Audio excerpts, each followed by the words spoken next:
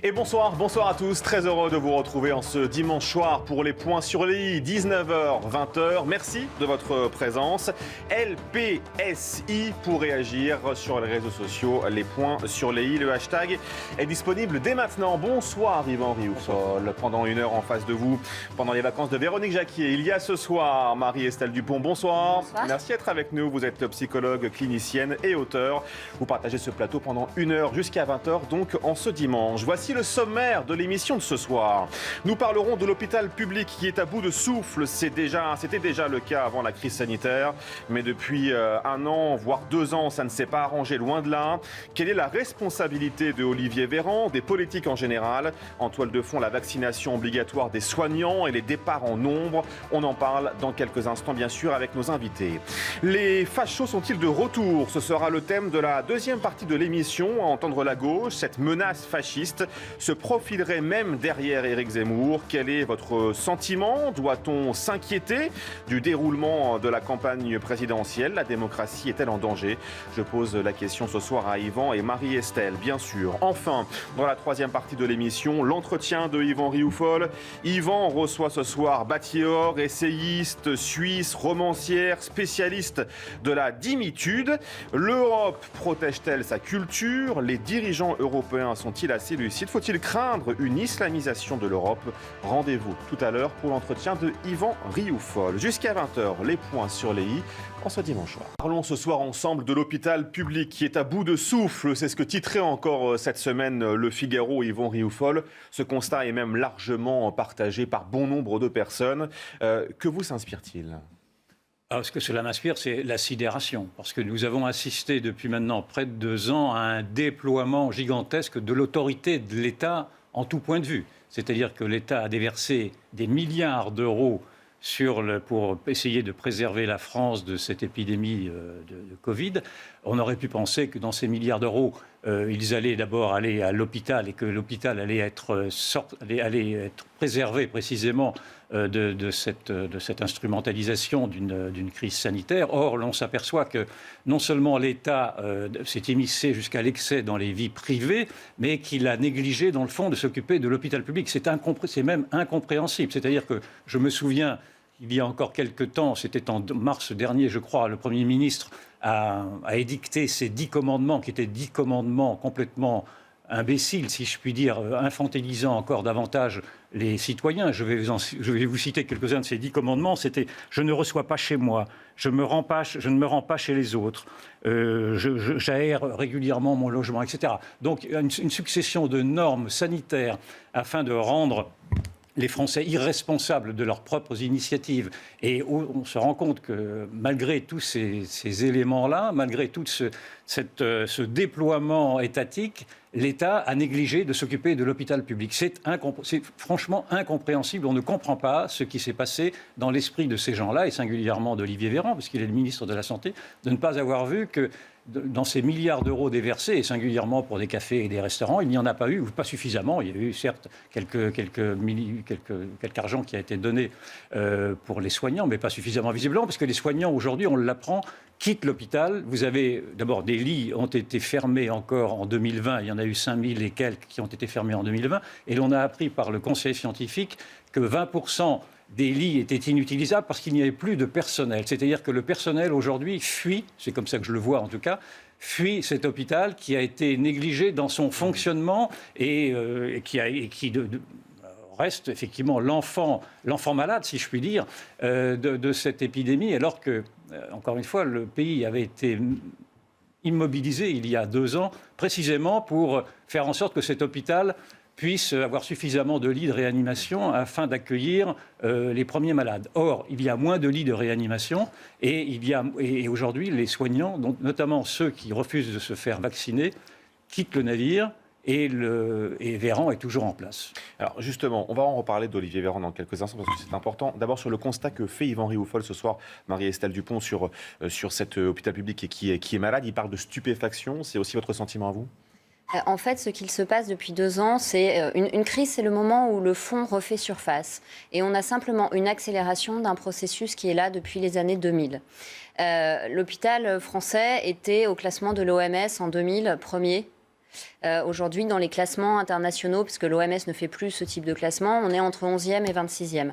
Pour autant, c'est 11,2% du PIB qui est attribué à la santé. C'est 82 milliards d'euros qui sont attribués à l'hôpital public.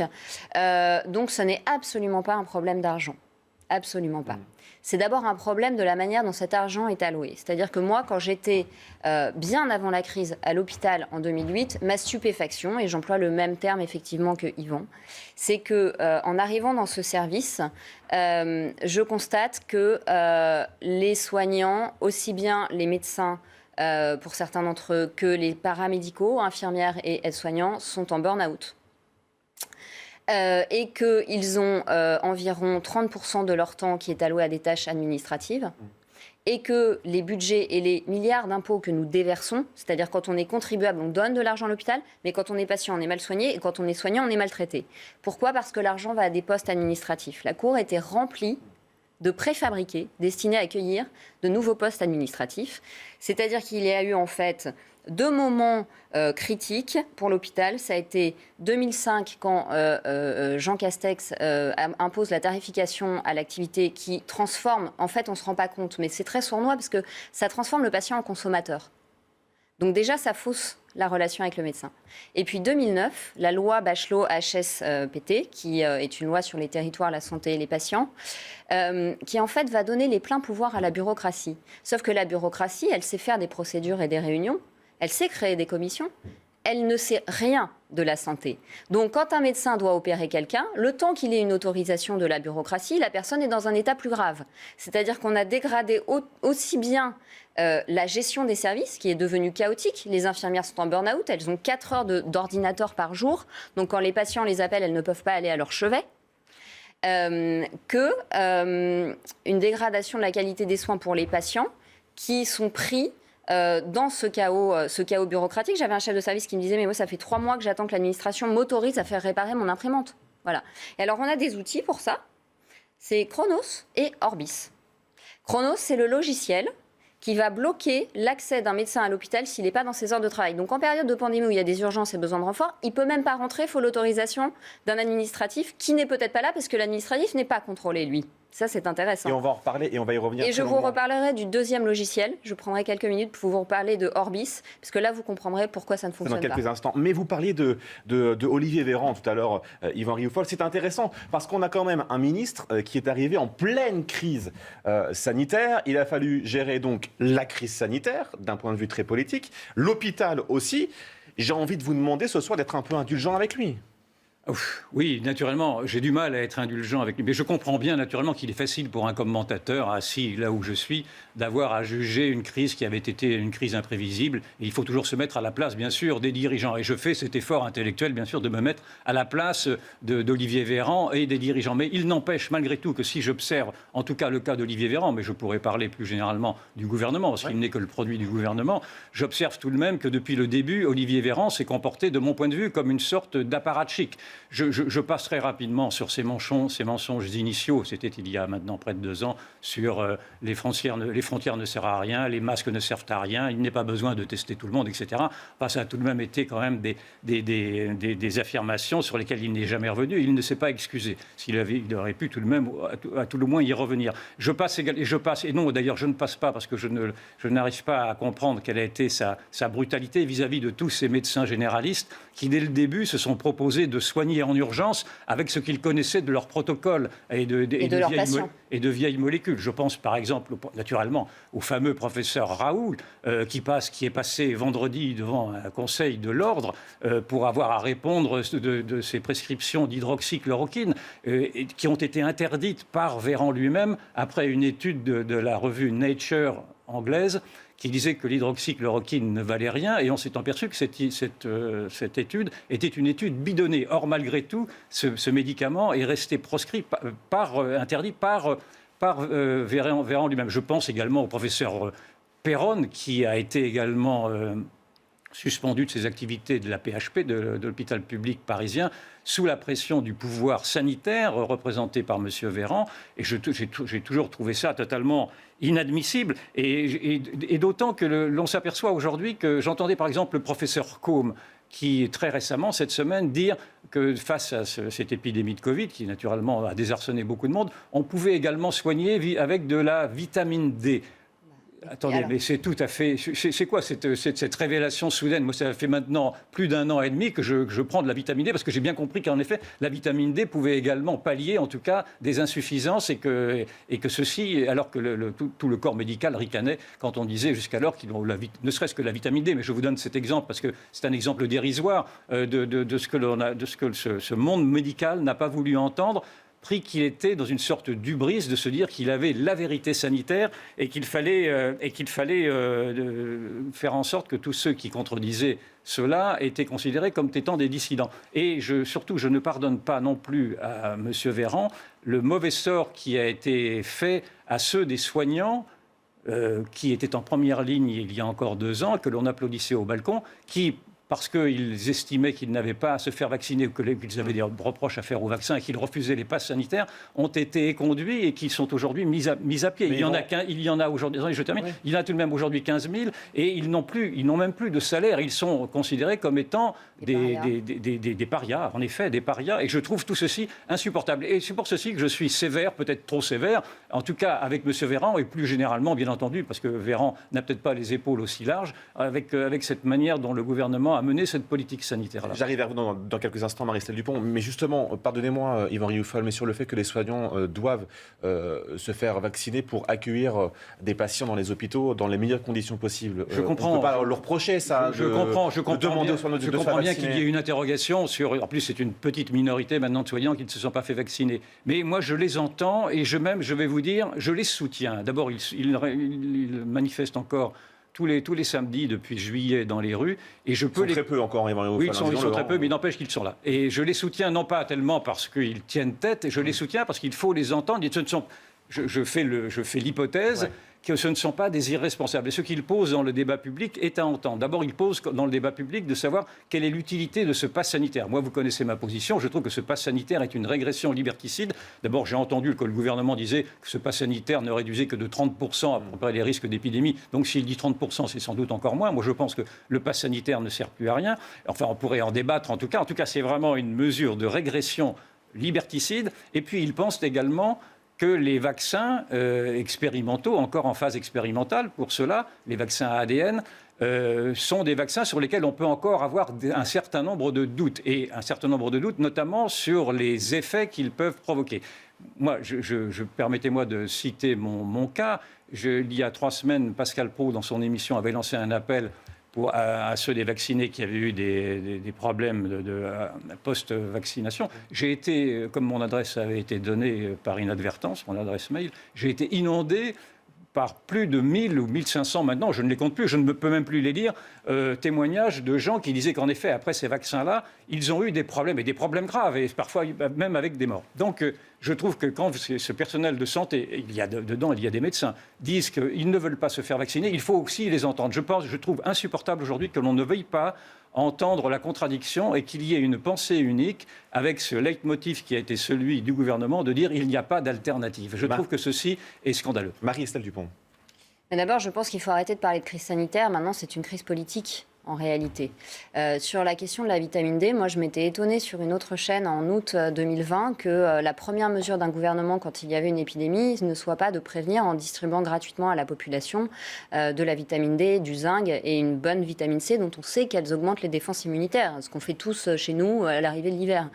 La deuxième chose, c'est que le pass sanitaire à l'hôpital, finalement, ça parachève une sorte de fantasme bureaucratique, c'est-à-dire que finalement l'hôpital aujourd'hui va être un lieu où les médecins qui ne sont pas en burn-out, parce que bon, il y en a, il y a des médecins qui ne sont pas en burn-out malgré la perte de sens et le fait qu'il n'ait plus de pouvoir. Ces médecins qui ne sont plus en burn-out ne pourront plus soigner correctement des patients qui de toute façon ne viendront plus faute de lit ou faute de passe sanitaire. Et là, peut-être, on a le fantasme absolu de l'hôpital parfait, c'est-à-dire un hôpital sans virus et sans malade, voilà, mais qui nous coûte très cher. C'est tout ? C'est tout. C'est déjà pas mal. Non, mais, sur les antipasses, justement, parce que c'est là où je voulais en venir un petit peu avec vous, Yvan Rioufol. Là, vous nous dites encore une fois, vous les défendez, vous dites qu'ils sont encore dans la rue.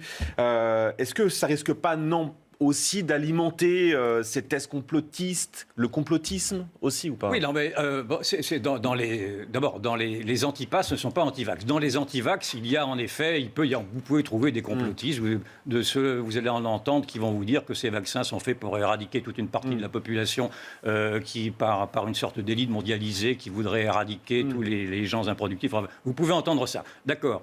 Mais excusez-moi, mais la plupart de ceux qui manifestent, et en tout cas moi également qui les soutiens, je ne suis pas anti-vax, je me suis fait vacciner il y a 3 semaines pour le rappel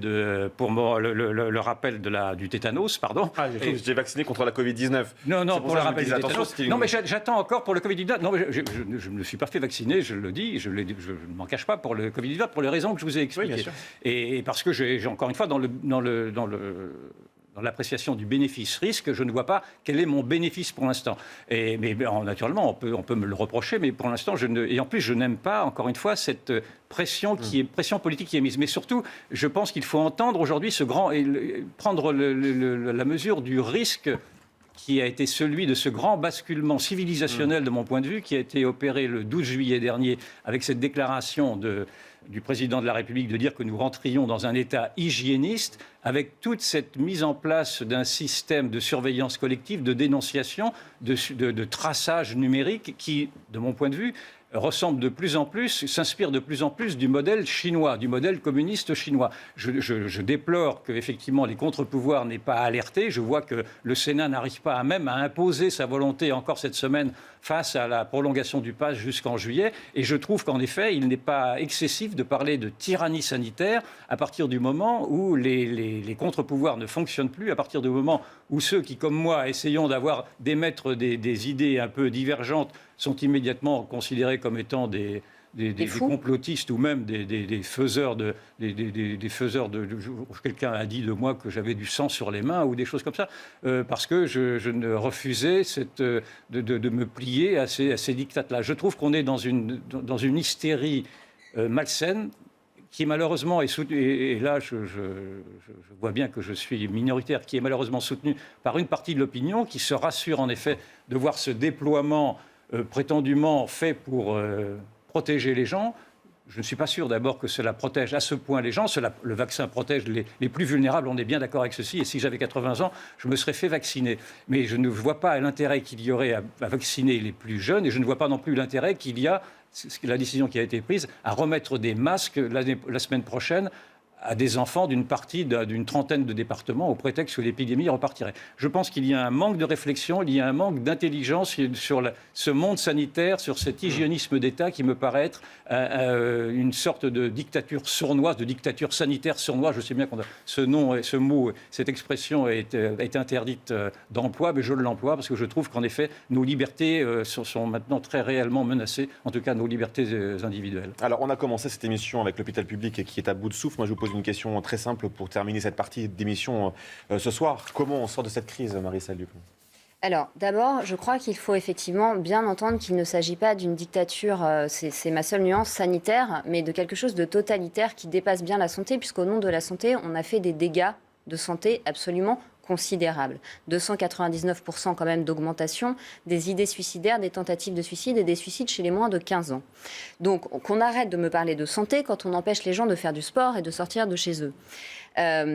Donc d'abord, revenir à l'étymologie des mots. Le totalitarisme, c'est lorsque l'État contrôle tout. La pensée des gens à travers la modification des manuels d'histoire qui prônent le confinement. Monter les uns contre les autres, revenir sur l'autorité parentale en matière de vaccination pour un nouveau produit. Voilà, tout est un exemple non pas d'un objectif de santé, mais d'un objectif de contrôle. Vous parliez de la Chine, Olivier Véran est un des young leaders qui est mis en avant par le Parti communiste chinois. Donc comment on sort de cette crise ? Peut-être déjà en essayant que la santé ne soit plus l'affaire des bureaucrates, mais l'affaire de gens qui ont une vision holistique de la santé. Ensuite, en appelant en appelant les choses par leur nom, pardon.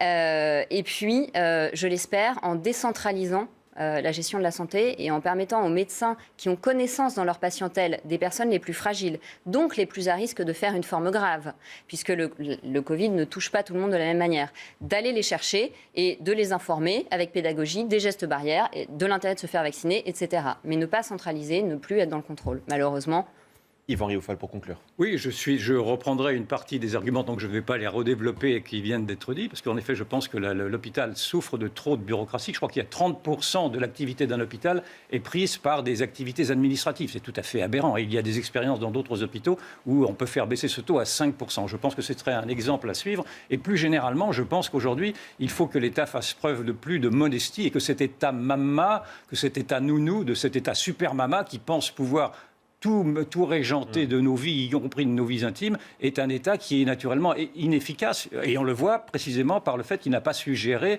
le fonctionnement de l'hôpital public qui était au centre de cette politique sanitaire. Encore une fois, j'insiste sur cette contradiction fondamentale qu'il va falloir creuser, c'est que cette politique sanitaire, ça a été reposé sur 1 milliard d'argent déversé à tout va, et que l'hôpital lui-même, qui était vraiment la pierre angulaire de cette politique sanitaire, a été oublié, comme par hasard, a été oublié par ces prétendus gestionnaires qui veulent nous protéger.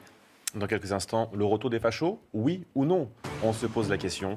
Les points sur les i jusqu'à 20h en ce dimanche soir. Vous restez bien sûr avec nous. À tout de suite.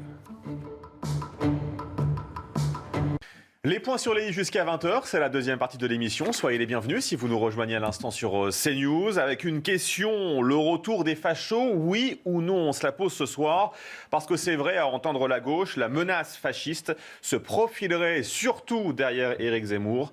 Quel est votre sentiment ce soir, Yvan Rioufal? Écoutez, on pourrait en rire, pardon, mais oui. C'est épouvantable. Mais nous vivons une période vraiment passionnante où l'on assiste là à l'effondrement de tout un système, à l'effondrement du mur du politiquement correct et à l'effondrement de cette prétention qu'avait la gauche moralisatrice à dire le vrai et à être le symbole de la vertu. On voit bien que les masques tombent et que montrent ces masques derrière le sourire de cette gauche humaniste. Elles montrent précisément ce que reproche la gauche à ses opposants, c'est-à-dire d'être devenue une gauche haineuse. La haine est portée il suffit d'écouter des propos de la gauche. La haine est portée par cette gauche donneuse de leçons. On a entendu Madame Hidalgo dimanche dernier, je crois, dire d'Éric Zemmour qu'il était un clown, un négationniste. Toute la gauche embraye pour déverser des tombereaux d'injures sur Éric Zemmour. Nous avons invité ici même Renaud Camus la semaine dernière. N'en parlez pas. J'ai passé un dur dimanche soir. Oui, je suis navré. Moi aussi. Mais je n'imaginais pas le flot d'insanité qui ont été déversés parce que Renaud Camus a invité ici même les téléspectateurs à croire ce qu'ils voyaient, parlant du grand remplacement. Or, qu'a-t-on vu? On a vu la France insoumise, avec son porte-parole de la jeunesse, David Guiraud, dire de Camus qu'il était un pédophile, en reprenant des vieilles phrases d'il y a 30 ans qui avaient été exhumées par Henri de Lexin, qui était un militant d'extrême droite, antisémite, et de là, ils ont voulu faire un procès en excommunication en jugeant son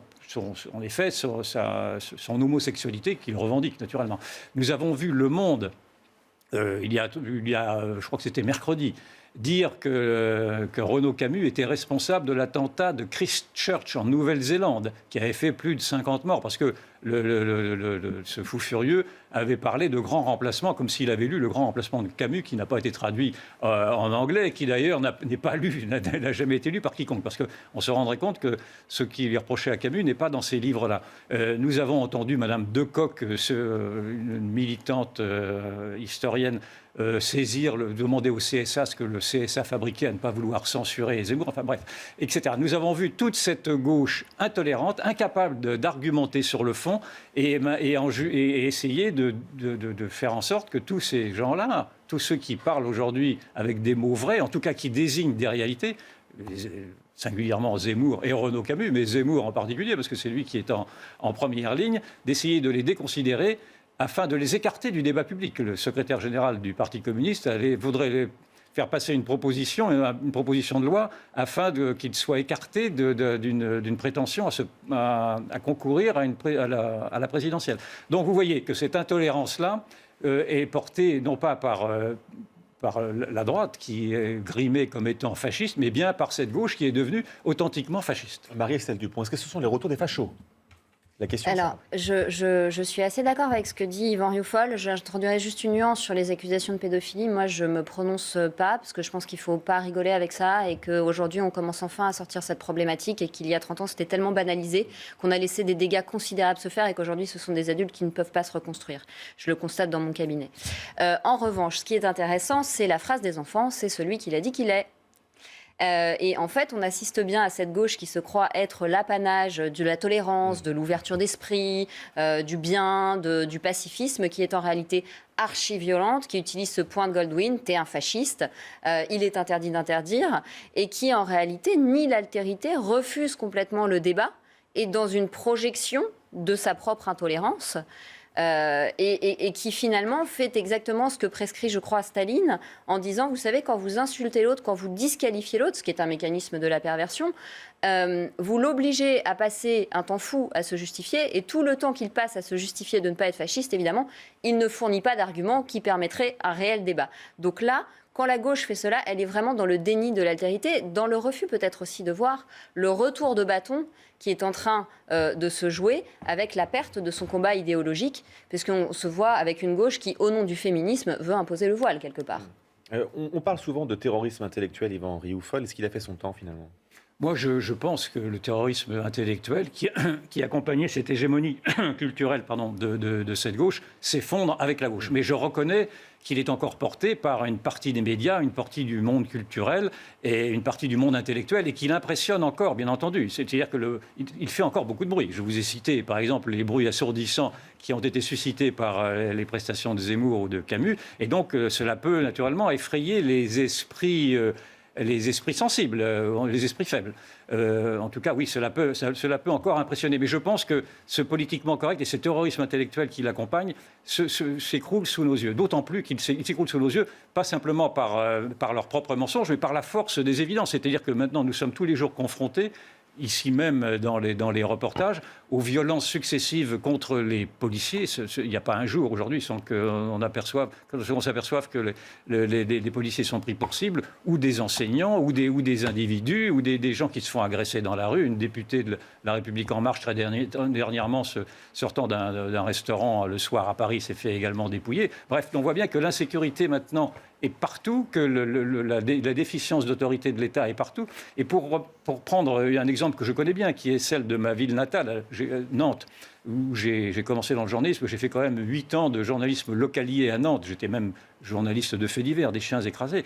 Je peux vous dire que cette ville que j'ai quittée en 84 n'a plus rien à voir avec la ville que je découvre aujourd'hui, qui est une ville qui est devenue invraisemblablement violente, prise en otage par des gangs avec des règlements de compte. Et tout ceci est bien le fruit quand même d'une politique dite progressive qui avait été menée à Nantes par Jean-Marc Ayrault durant 20 ans, d'ouverture précisément aux autres, d'ouverture aux communautés, de culpabilisation du passé négrier de Nantes. Nantes avait inauguré un grand monument mémoriel sur le quai de la Fosse pour rappeler son passé dans les triangles, dans le commerce triangulaire.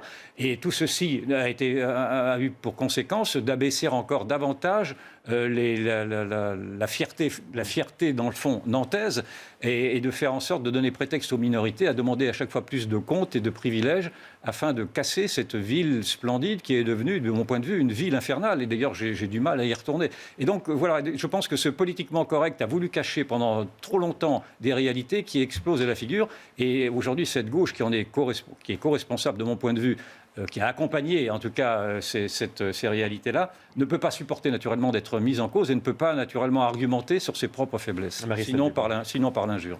Mais d'ailleurs, l'État, aujourd'hui, n'a absolument pas le désir d'assurer sur le régalien. Quand on voit que pour du rodéo, vous avez une amende de 100 € et pour un non-port du masque, vous avez une amende de 135 €, soit 10% du SMIC, vous comprenez que l'État, quand même, vous dit combien il faut être à table, mais n'assure pas du tout sur la sécurité, sur le régalien.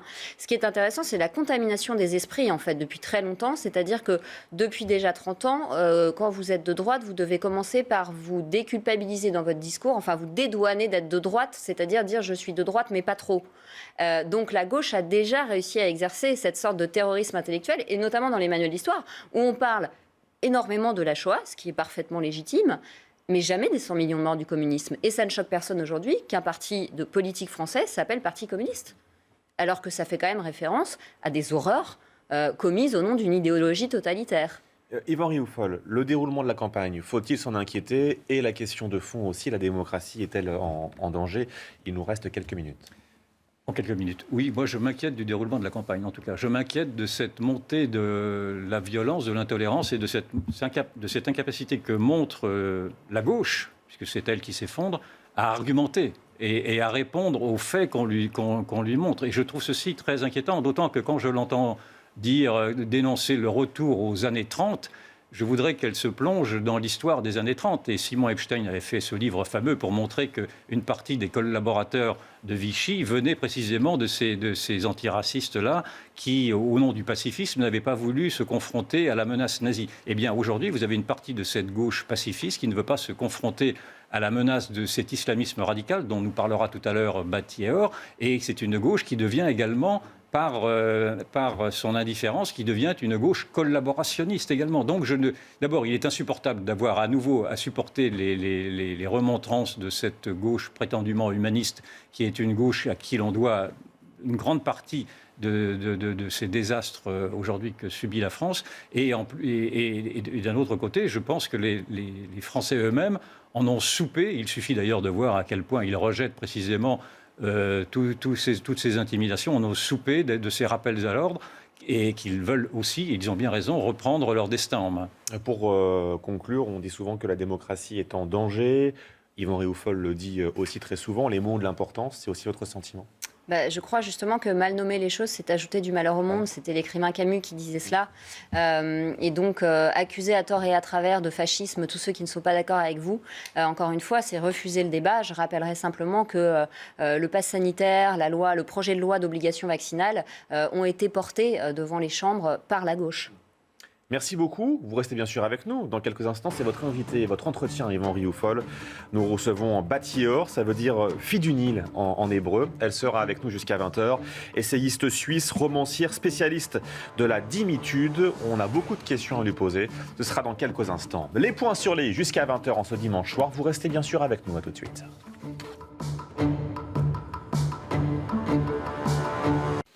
Les points sur les jusqu'à 20h en ce dimanche soir, c'est la troisième partie de l'émission. Si vous nous rejoignez à l'instant, soyez les bienvenus. L'interview de Yvan Rioufol qui reçoit ce soir Batior. Bonsoir. Merci d'être avec nous. Ça veut dire fille du Nil en hébreu.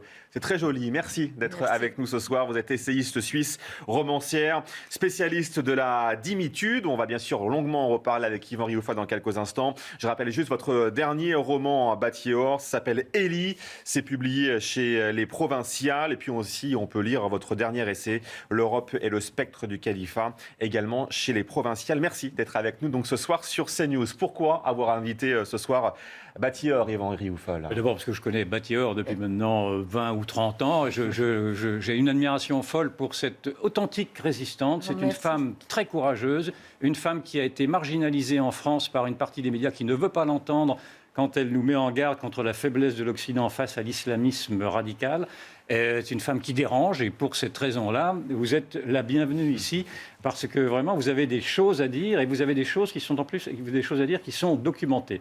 Je vous rappelle que dans votre vie elle-même, vous êtes né en Égypte et vous avez vécu l'exode des Juifs d'Égypte dans les années 57 et donc vous êtes cet événement-là imprègne aujourd'hui vos romans et vos essais sur la dimitude dont vous nous direz ce que c'est que cette dimitude, mais qui peut se résumer dans le fond en une sorte de soumission volontaire de l'Occident, pour aller vite, c'est peut-être pas tout à fait exact, aux exigences du monde islamique.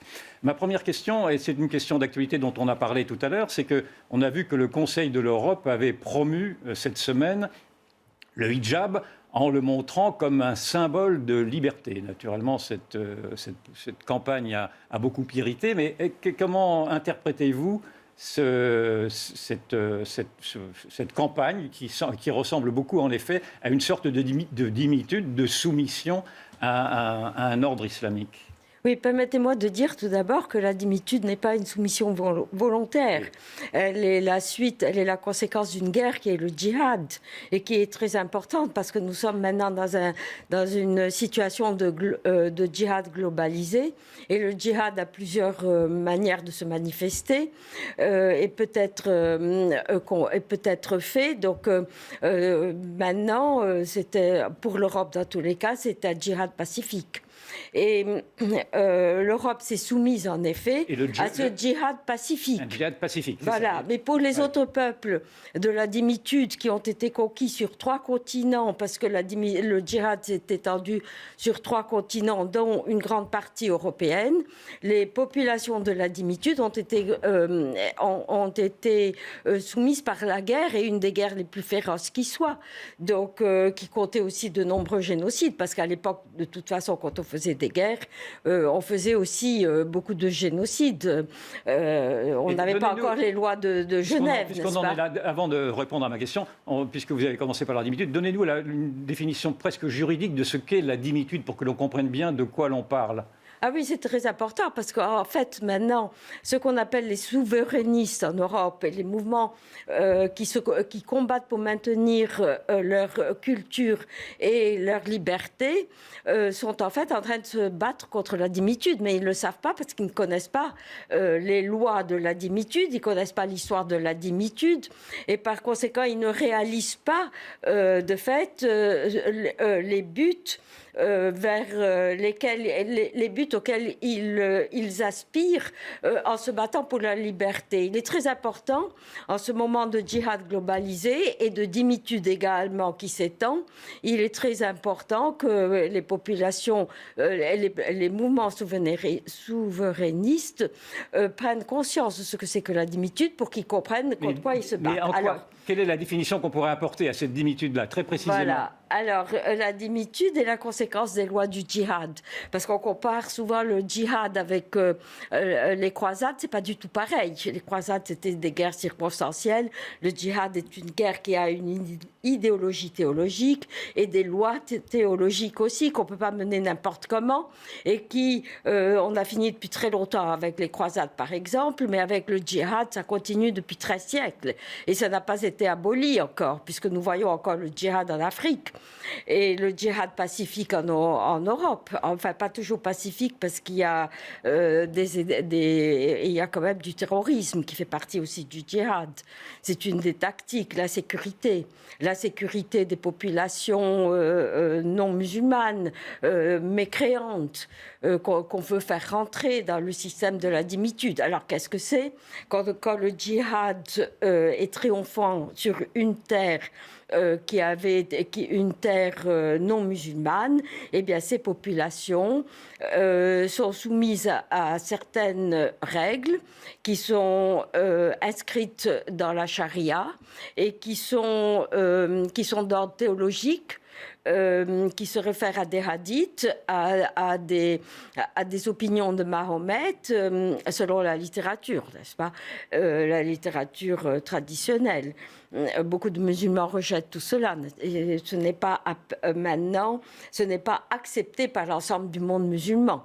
Mais pour les musulmans traditionnalistes, la dimitude doit être appliquée parce que c'est une obligation pour les musulmans d'appliquer les lois de la charia.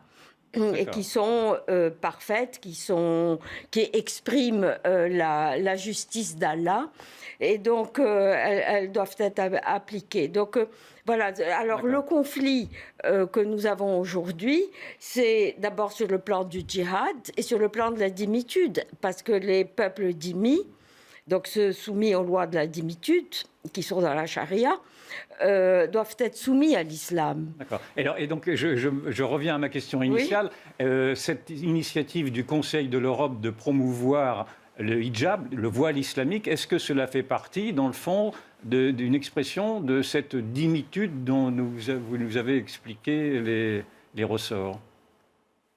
Ça fait partie, oui, mais ça fait pas partie de la dimitude, parce que c'est un choix. Il n'y a pas eu une guerre. Le Conseil de l'Europe a fait le choix, avec le Conseil européen, de créer une nouvelle civilisation qui réunirait les deux rives de la Méditerranée, le nord et le sud, pour ne pas parler de l'Europe judéo-chrétienne. Il ne faut pas parler non plus du judéo-christianisme. Ça fait partie du lexique des mots interdits. Donc, interdit par interdit par le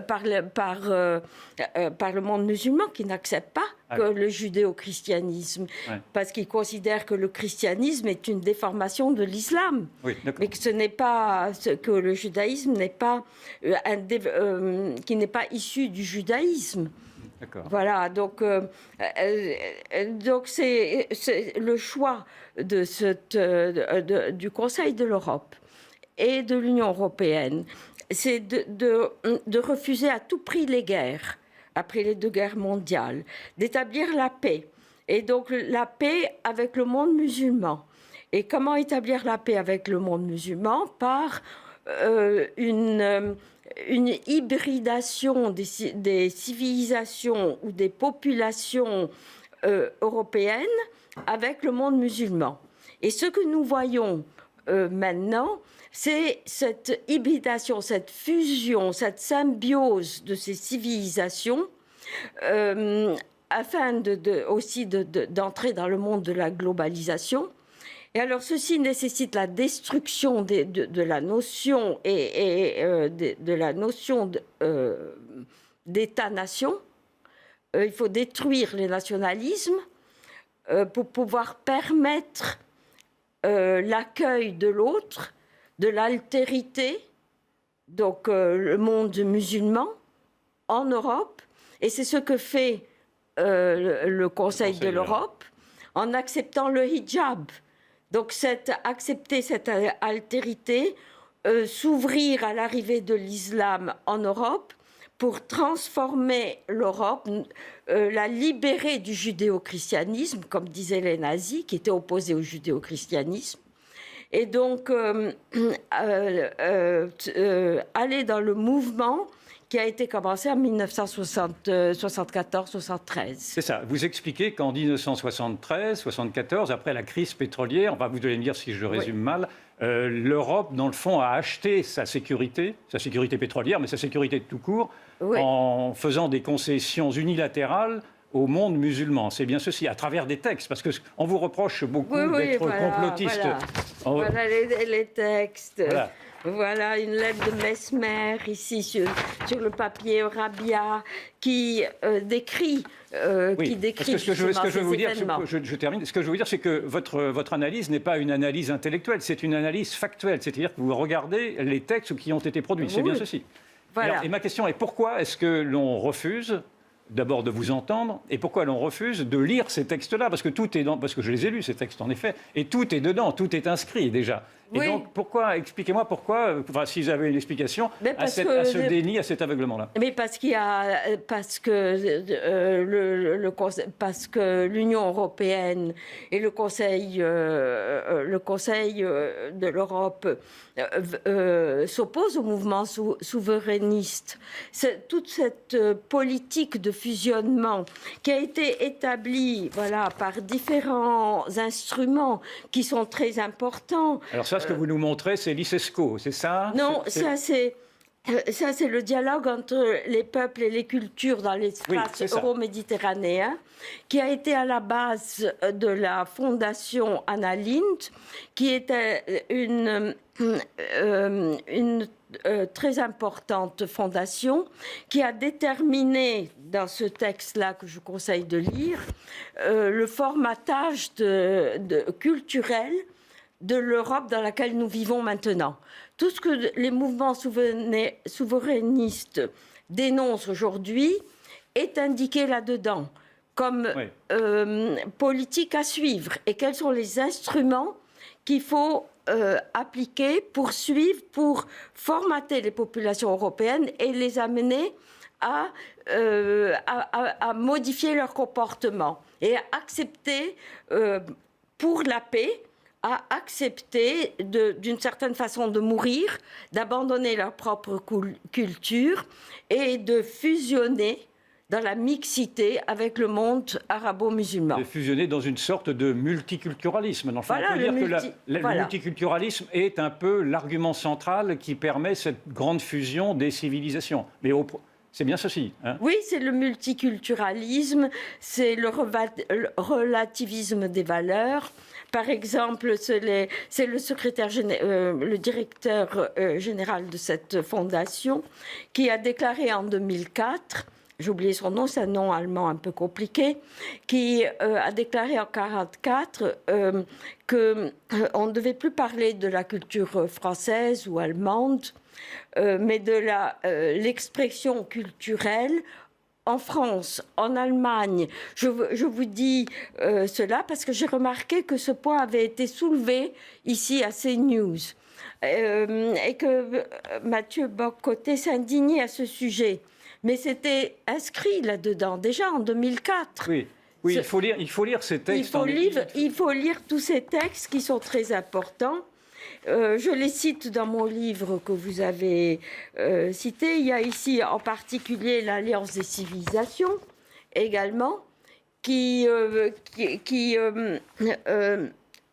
établit justement...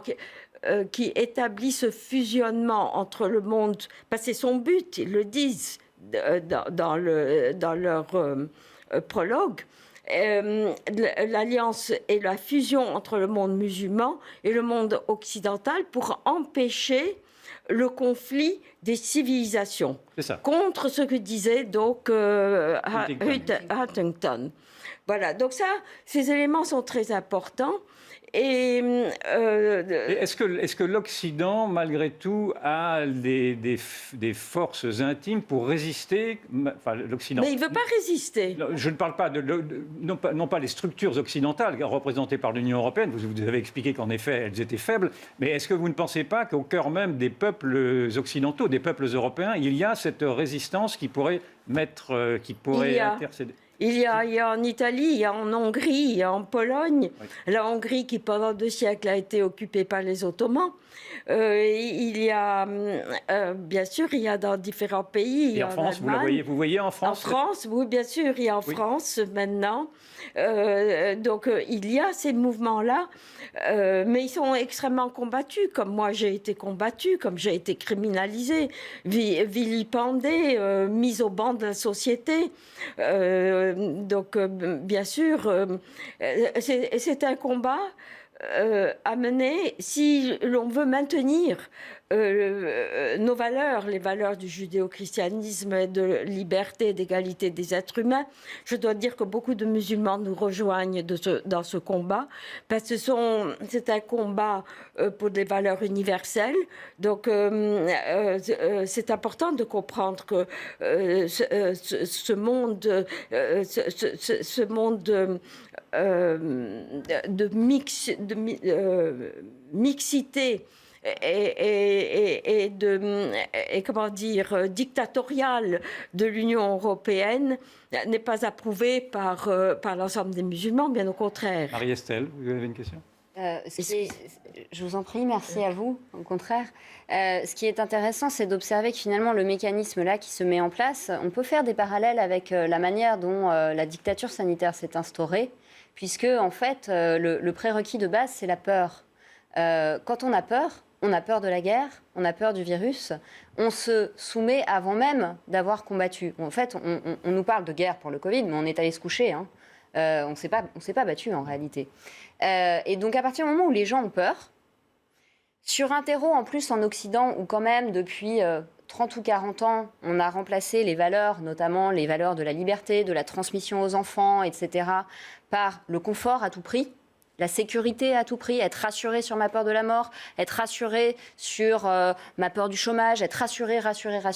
On renonce à ces valeurs au nom d'un confort. À partir du moment où on consomme et où le lien affectif, le lien culturel n'a plus de valeur, on est prêt à tout accepter. On est dans un reniement de soi, et je pense que depuis la Deuxième Guerre mondiale, la peur de la guerre a généré un trauma sidérant qui est allé jusqu'à la haine de soi. Et quand il y a la haine de soi, on ne veut pas voir, on est dans le déni. Et le déni du réel, c'est que imposer la charia ne pourra jamais être compatible avec la démocratie et la République. Jamais, c'est en tout point opposé.